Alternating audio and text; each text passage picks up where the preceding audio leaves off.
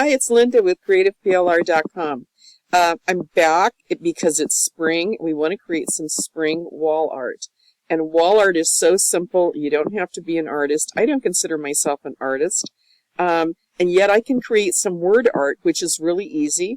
I have some word art that I created, and I get my ideas. I hate to say this, but I get my ideas from looking around on Pinterest, Creative Fabrica, people that sell quotes, and sometimes it's just as simple as I see a t-shirt that says, welcome spring or something like that, and I get an idea and I do little word art, and then I save it as a picture.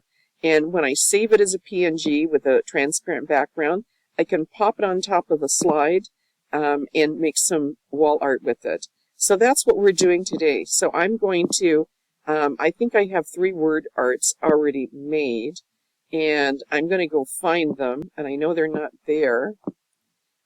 Spring word art. So I have Celebrate Spring, and I know right now I don't have any background on there, but I'm going to make one.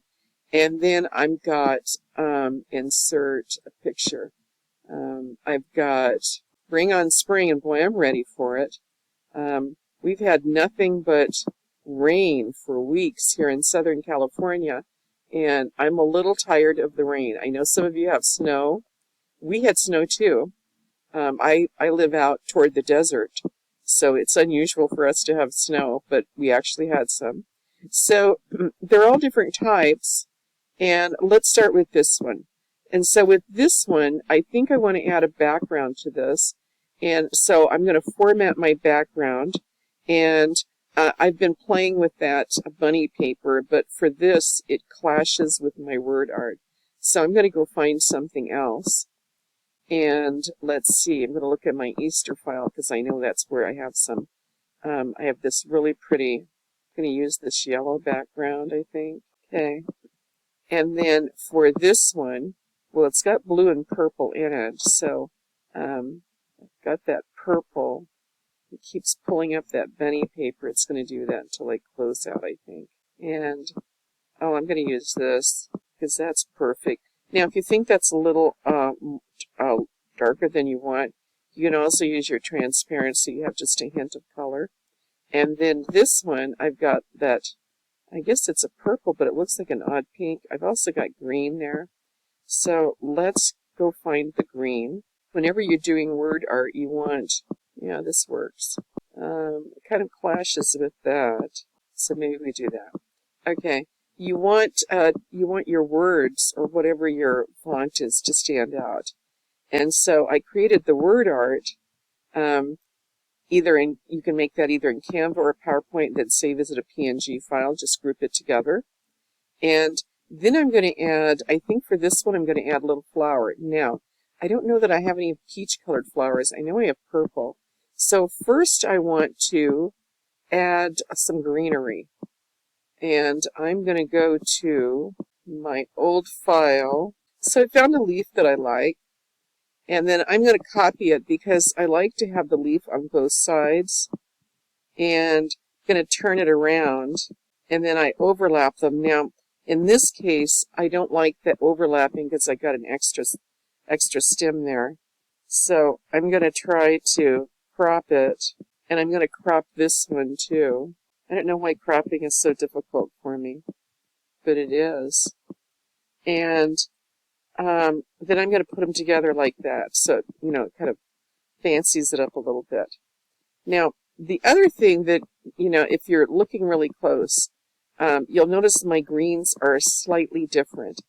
If that bothers you, and in this case they're close enough it probably wouldn't bother me, but if that bothers you, you can always go over to your picture format, and you could try some different versions of that to get closer, or you could go scroll down to the bottom and it says more variations.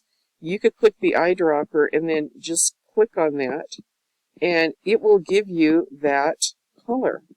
And so that may be an option as well. And so let's do that again. More variations, eyedropper, click on the green, and it just changes it just slightly enough where it doesn't stand out. And then I want to add a flower to that. I don't know if I have any peach flowers, Let me go and find where I would just, I have a peach butterfly though, and I have a peach bunny. Oh, but I have that. Yeah, that's that same color. And so maybe that looks good like that. Okay, and so then I would consider that done. Okay. Something simple, if you want a frame on it, well, we could group these things, and then if you're going to put a frame on it, you got to remember that you've got to contain everything inside the frame. And then I like that frame, insert a shape, and where's my favorite frame? And then I just like a hint of a frame, and that doesn't look like a hint, but I'm going to use these yellow buttons, and I'm going to do that on it. And normally I put paper in there, but I think what I want to do is I want to actually put that green on there that really pops. So I really like that. Then I have this one that says Bring on Spring. It already has flowers there, so maybe instead of adding more to it, I want to see if I can find a frame, spring flowers, and that one's perfect. And then I'm going to move it to the back because I want to just shift that just a little bit.